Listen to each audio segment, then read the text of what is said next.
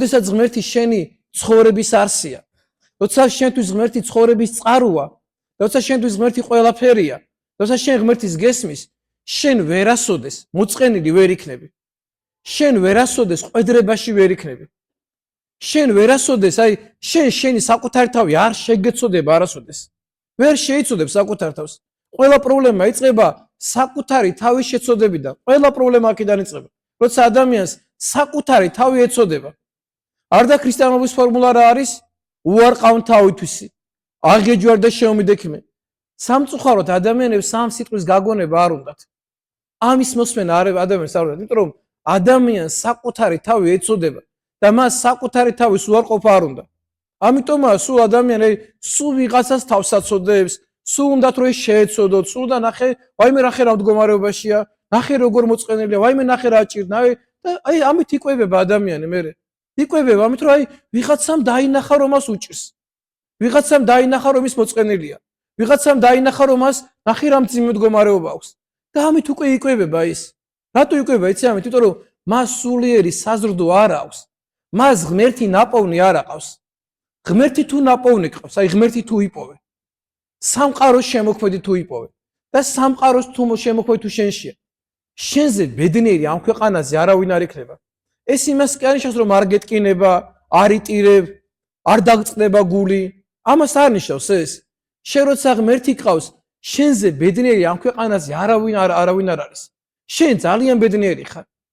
და როცა შენ ხვდები რომ შენ ეს მდგომარეობა არ აგავს, შენ ხვდები რომ ჯერ კიდევ შორს ახარ ამ ღვთის სიკეთეებისაგან. და ამ ღვთის სიდიადზე ჯერ კიდევ შორს ახარ. ამიტომ უნდა ჩაუღრმავდეს ადამიანი საკუთარ თავს და ეს საკუთარ თავში ადამიანი უნდა აღმოაჩინოს. და ღმერთს უნდა დაუახლოვდე. როგორც ზაქესთან მივიდა ღმერთის სახში სტუმრად და გაბედნიერდა, მაგრამ ნახე რა მოყვა შედეგად. ადამიანები რომლებმაც ზაქეს ცხოვრების წესი იცოდნენ, განეკითხეს ქრისტე რა უნდა ამასთან ქრისტეს, ამასთან რა უნდა ქრისტეს. არ იცის რომ ეს მებაჟია? არ იცის ხალხს ძარცვავს? ამასთან ღმერთს რა უნდა?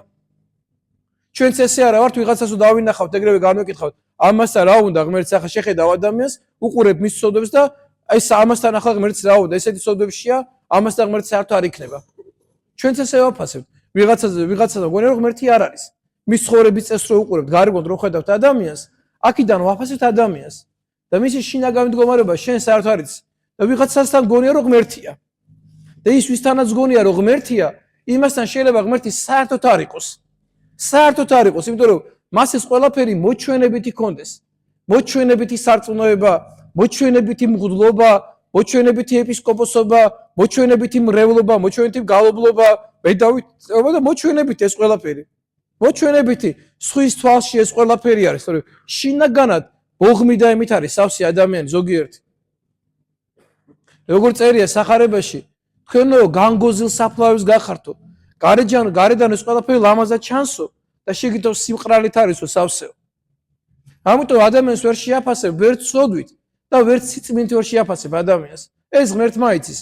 ზოგი იმიტომ ცხოვრობს წმინდად და იმიტომ არ ჩადის სოდოთ რომ გარეგნულად უნდა რომ ეს იმიჯი ქონდეს, წმინდანის იმიჯი ქონდეს მორგებული და ამიტომ ცხოვრობს ესე.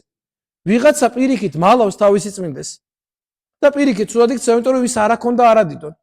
ამიტომ ჩვენ არავის ცხოვრების წესი არ ვიცით. ადამიანი მარტო რო დარჩება ოთახში და მარტო რო დარჩება თავის თავთან, ის რას ჩადის, ეს არავინ არ იცის. ის როგორ ტირის, როგორ ნანობს, როგორი სინანული აქვს მას, ეს არავინ არ იცის. მარტო ღმერთმა იცის, რომ მარტო რჩება ოთახში.